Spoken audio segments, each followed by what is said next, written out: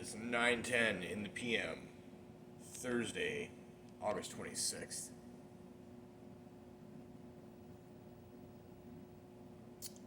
I'm drinking water.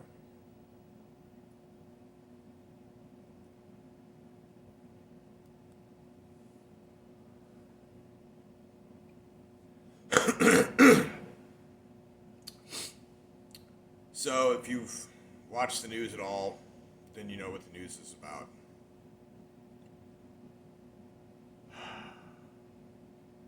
The events themselves are terrible. What I'm concerned with at the moment is the repercussions of the fact that these events are even taking place.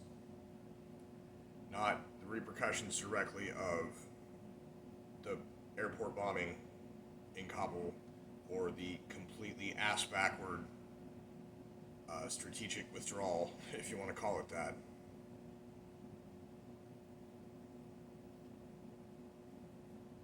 Or any of the other myriad things, including the masturbation and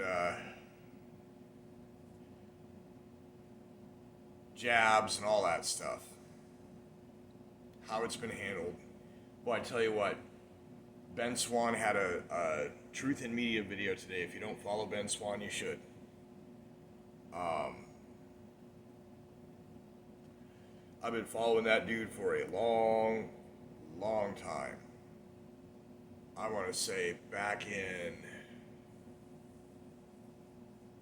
Oh, I don't remember the year exactly, but whenever it was that he, like, at the time, like, reported on this stuff and then got fired, like, I was following him and had to.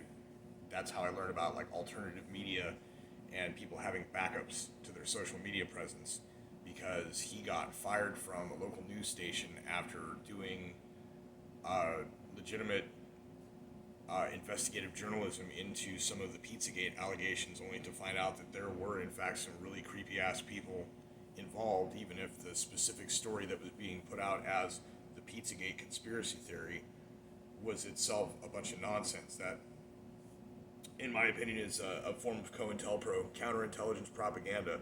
It is some bullshit propaganda for the purpose of fooling someone else, changing a narrative somewhere. So in order to make people scoff at the people who believe this obviously untrue thing, the thing is in fact untrue, what they're telling people that they are scoffing at. But the actual story underlying was completely different. We'll just leave it at that. This dude did some serious investigation into some of the real creepery and was like, he got deplatformed, unpersoned, and all. He has stuck with investigative journalism, but his content is a little more sparse. I think maybe he has a paywall website where there's more, but as far as his YouTube output goes, it's like once a quarter. About once every 2-3 months, he puts out a video.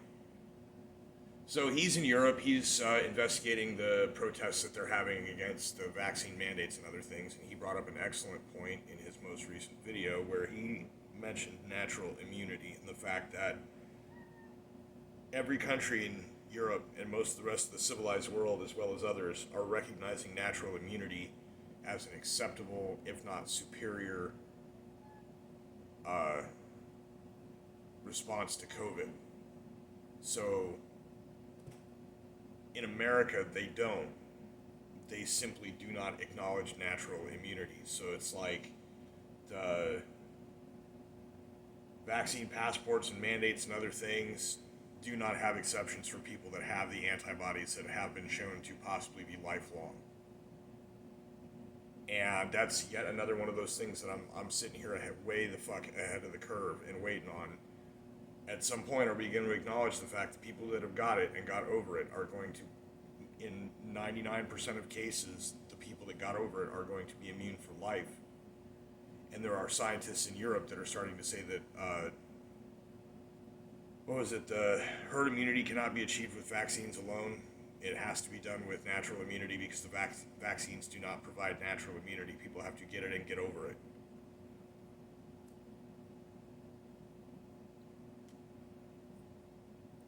It's like with what I was saying about masks a year ago. This is the shit that I've been saying. I don't understand why people just listen to some of these crackpot yahoos. They're by this time, nobody should be taking them seriously. They should seriously, like, when the person goes to speak, a bunch of people should get loud and rowdy and be like, you need to shut the fuck up and leave. Like, we don't care who said you can be here. You're full of shit. Get out.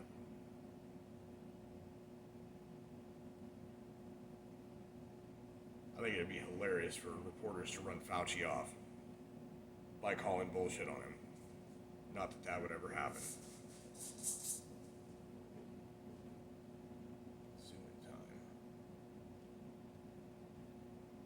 So the repercussions that I'm thinking about as far as all of these type of events and everything else, definitely since last November or January,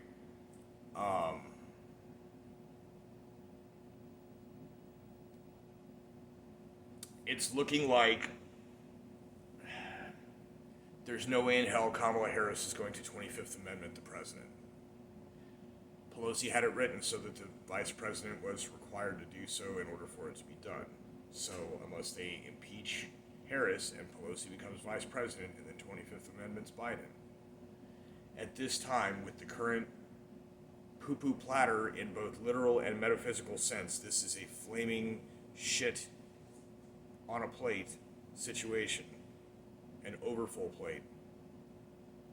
I'm not sure if Pelosi wants to be in that position right now either. So you've got them propping up Bernie's, and I don't mean Bernie Sanders, I mean Bernie the dead guy from the movies. They got this corpse propped up. Oh, look at me, everybody, I'm Joe Biden, and I'm totally not a corpse. I'm alive and making decisions. Everything was wrong about the withdrawal. I am having a hard time believing that it was legit incompetence. A lot of people just were terrified of the repercussions of disobeying orders because they're obviously authoritarian and bordering on fascist, if not outright, at this point. And they're doing all the bad, terrible things that we've been warning about. The only thing they're not doing at this time is having people executed. In other countries, they're building concentration camps for people that refuse. In all of those countries that are doing that are the places where they disarm the populace. What we're going to have here is more of a Wild West, lawlessness, wasteland, I believe, if it comes to that extreme point. I believe that may be one of the consequences of the situation we're in. The reason I say that is the vice president is a coward. She does not want any of that smoke in the White House, and Biden's not going to last. He's going to keep hiding in his basement. He's going to walk off the job eventually. He's going to resign if he doesn't get removed or if he doesn't have health problems. Stress, high stress, is a real factor when it comes to people with dementia. And it is an exponentially life-shortening thing. So there is much afoot that could come into play. Harris is incompetent. And while I see and understand the idea of, hey, that's better than Biden, we must not let ourselves get trapped into the idea of anything is better than that guy, because that literally, Biden's entire campaign was built on anything is better than the orange man.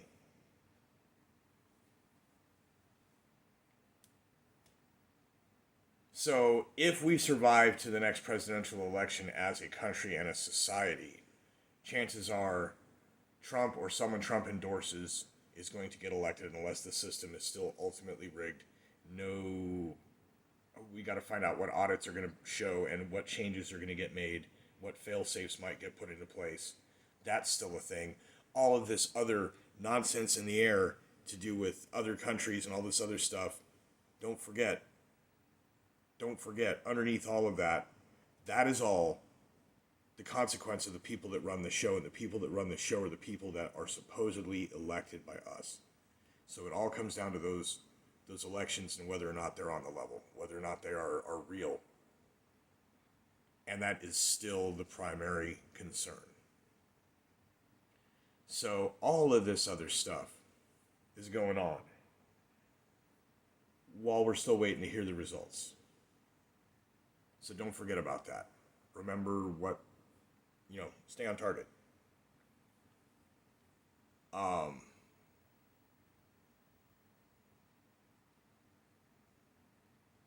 but the thing is, people's faith in the administration will wane. With events like this, if we see a complete and total breakdown of the chain of command, where the president becomes indisposed or deceased, and the vice president clams up or locks herself in a panic room or abdicates as well, or who knows what, and then you've got drunk Nancy, who's 1,000 years old. Okay, like keep on moving down the list. Like seriously, are we really gonna witness this occur? This theoretical, if you paid attention in your U.S. government classes, if you ever took civics or had any kind of education as far as how the government is supposed to function, there's a whole line of people of positions, and whoever occupies said position, that means like after Pelosi is like Chuck Grassley. And I mean, that's not as bad for an interim president, but good grief, man. He's like fifth down the line.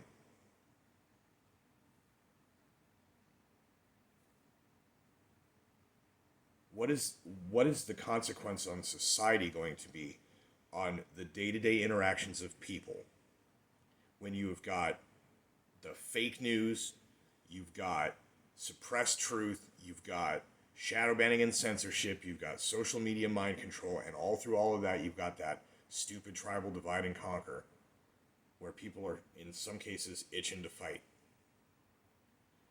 What proportion of people, and honestly, I think there's a much larger proportion, the plurality, if not the majority of people, will prefer to remain calm and maintain some semblance of normality and functionality. But there are going to be other people, I think, that are going to really act out, and it's going to have dire consequences when they do. Um, what a situation. What a relief. Isn't it great? Isn't it great we got rid of Trump? Isn't it great how fantastic things are in the world? Thank God Trump's not the president anymore.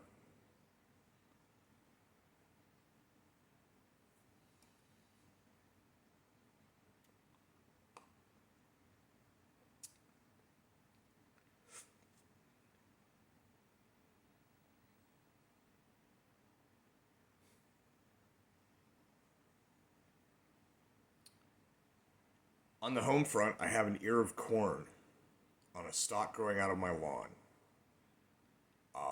I have ample firewood for the winter. I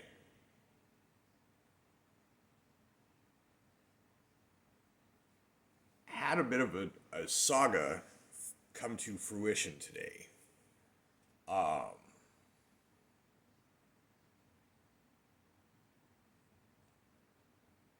Several weeks ago, I went into RSB, which is well, technically where I went into was the Flint River Indoor Shooting Range because RSB was closed that day. It was a Monday.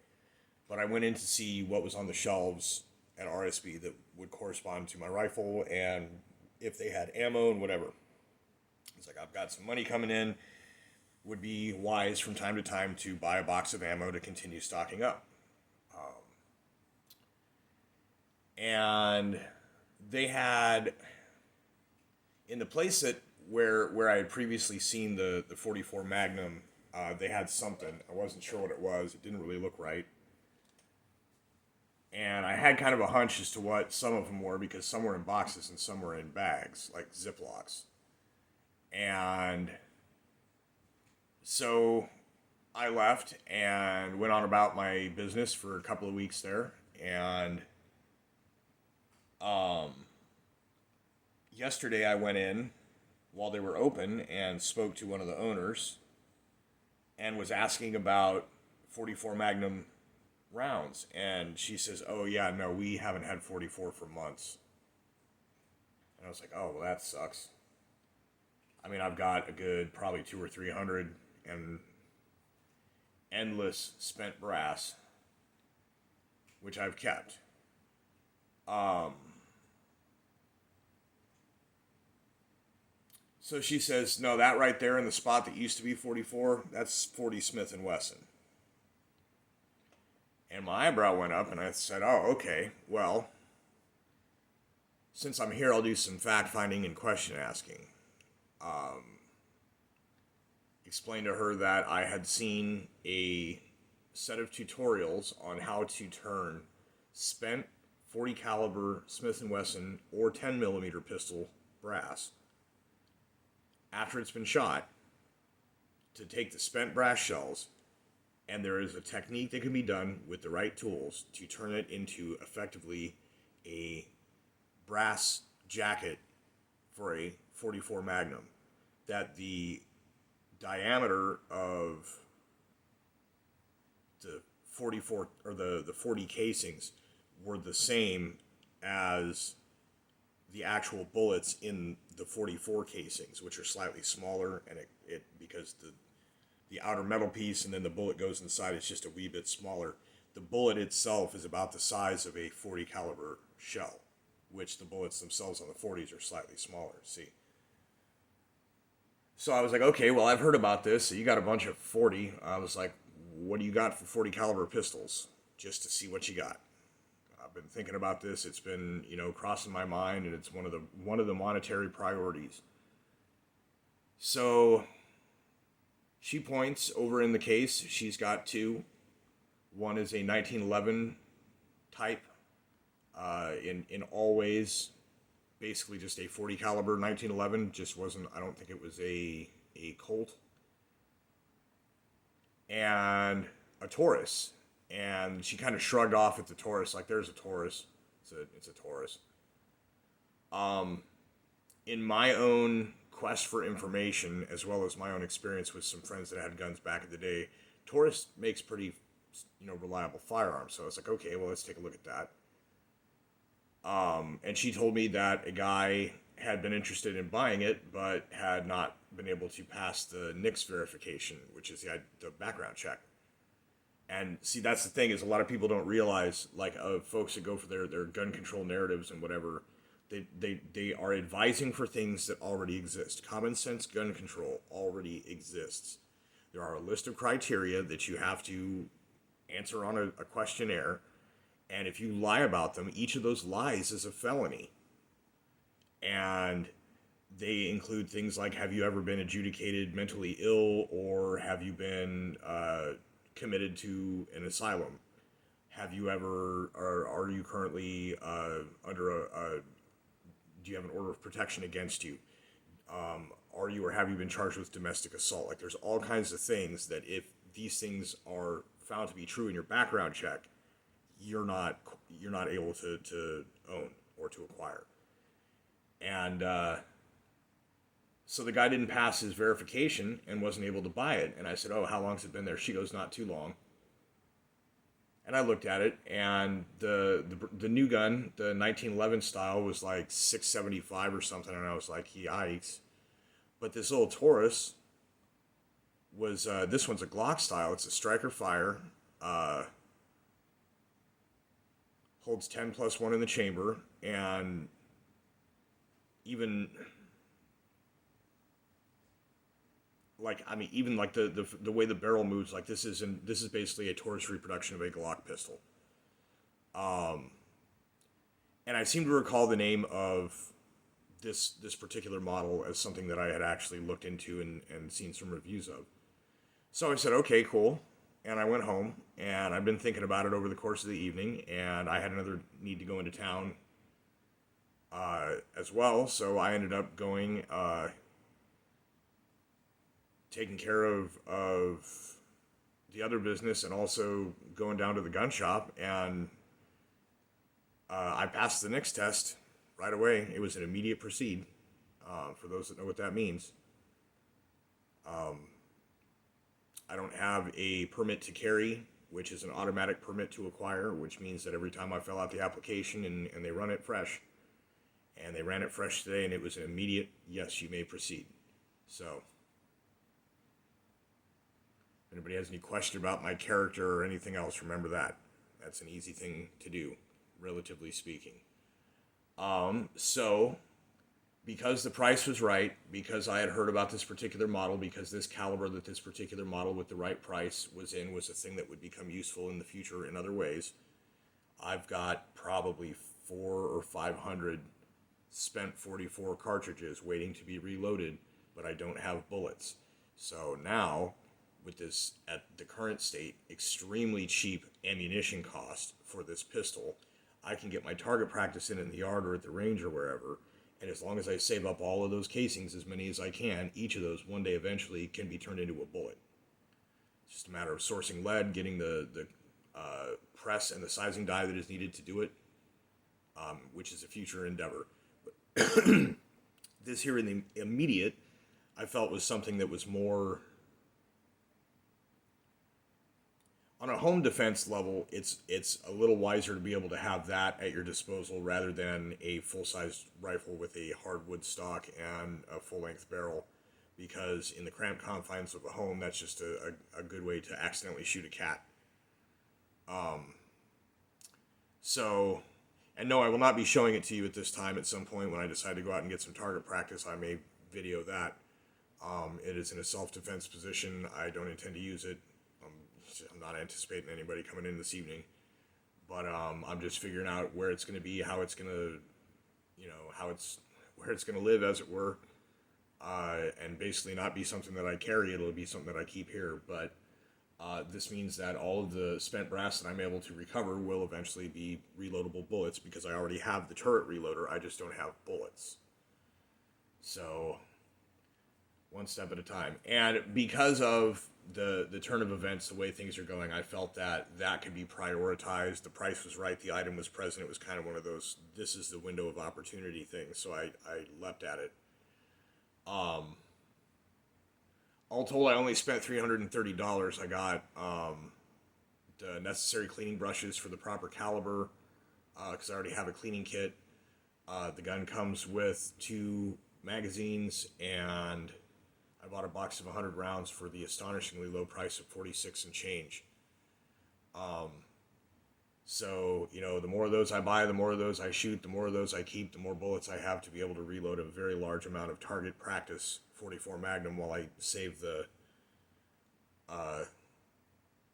commercially produced ammunition for any potential real-world use for legal reasons. So that was the saga that came to with that today. So I now own 2. But anyways, I'm not. It was a thing that I felt like I should say something about, but at the same time, it's not something I'm trying to be like, hey y'all, guess what?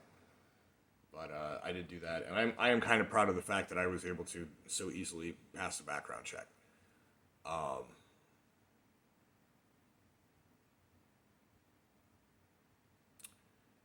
So yeah, now any money that I save up, I can stop thinking about that as a potential future project and move toward vehicle issues. I think the first thing I'm going to get is a muffler to make it quieter, maybe improve the tips slightly, also lessen any chance of police interaction, which messes with time or costs me money if I get a ticket for having a loud muffler or whatever. And then start saving up for suspension components, and after that's done, then start looking at the sensors, O2s and MAF and all that stuff, and see if I can't get it running good.